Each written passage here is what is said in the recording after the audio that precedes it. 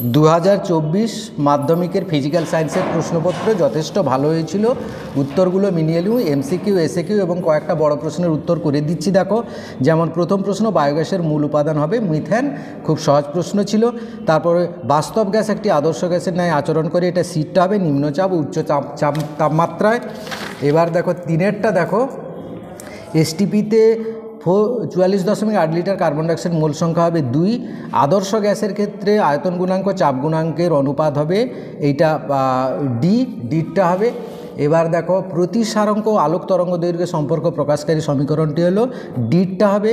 বিবর্ধিত অসৎবিম্ব গঠিত হয় উত্তল লেন্স দ্বারা। এবার দেখো সাতেরটা, দেখো একটি তারের মধ্য দিয়ে তড়িৎ প্রবাহ হচ্ছে, তাহলে তার প্রবাহ মাত্রা হ্রাস পাবে। এবার দেখো আটেরটা, দেখো 5 অ্যাম্পিয়ার তড়িৎ মাত্রা কোনো পরিবাহীর মধ্য দিয়ে 30 সেকেন্ড প্রবাহিত হলে মোট প্রবাহিত আধান হবে 150 কুলম্ব। এবার দেখো নয়েরটা, দেখো এইটার উত্তর হবে, নয়ের উত্তর হবে ডিটা।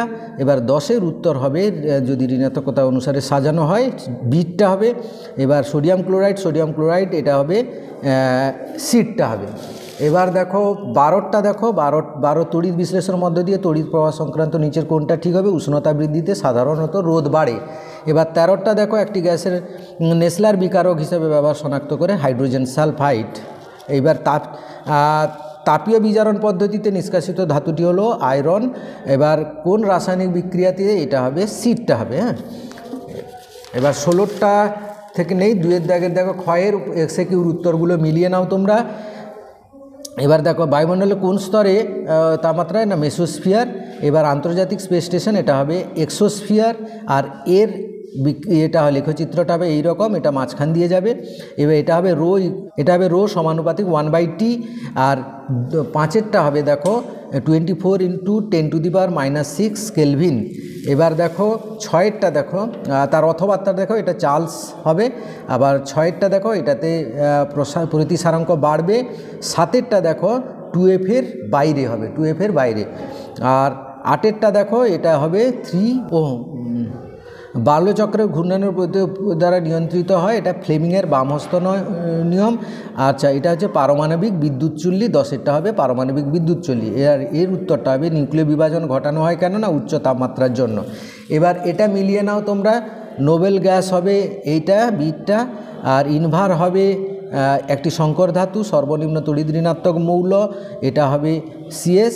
আর এই বিক্রিয়াটার সবে কার্বন দ্বারা বিজারণ উদাহরণ। এবার দেখো 12টা, দেখো 12 দাগের উত্তরটা হবে জল ও বেঞ্জিনের মধ্যে, এটা হবে জল দ্রবীভূত হয়। জলের তড়িৎ বিশ্লেষণে কোন তড়িৎদ্বার? না অ্যানোড ব্যবহার করা হয়। আর এসি না ডিসি? এটা হবে ডিসি। আর এটা হবে হাইড্রোজেন আর ক্লোরিন। আর এটা হবে ইউরিয়া, তার সংকেত হচ্ছে CONH2(2). আর এটা হচ্ছে AgS। হ্যাঁ, তারপরে এটা দেখো, এটা 16টা হবে ইউরিয়া। তারপরের এটা দেখে নাও C2H5OH, এটাকে এইভাবে ভাঙতে হবে C3OCH3। এবার এটাকে দেখো C4H10, এটা হচ্ছে এলপিজির বিউটেনের গঠনমূলক সংকেত। H3 CH2 CH2 CH3। হ্যাঁ, এটা হবে এটা। আর এটা দেখো 3-এর দাগের একটা করা আছে, এটার এর ফায়ার রাইসের সংকেত হবে 4CH4 2H2O। হ্যাঁ, এটা পুরো প্রশ্নটা যারা নিতে চাও, এটা তোমরা স্ক্রিনশট নিয়ে নাও। ভিডিওটা অবশ্যই লাইক করে বন্ধুদের শেয়ার করে দেবে এবং চ্যানেলে নতুন হলে চ্যানেলটা সাবস্ক্রাইব করে নেবে।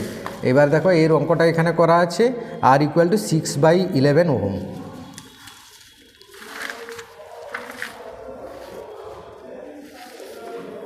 Thank you for watching.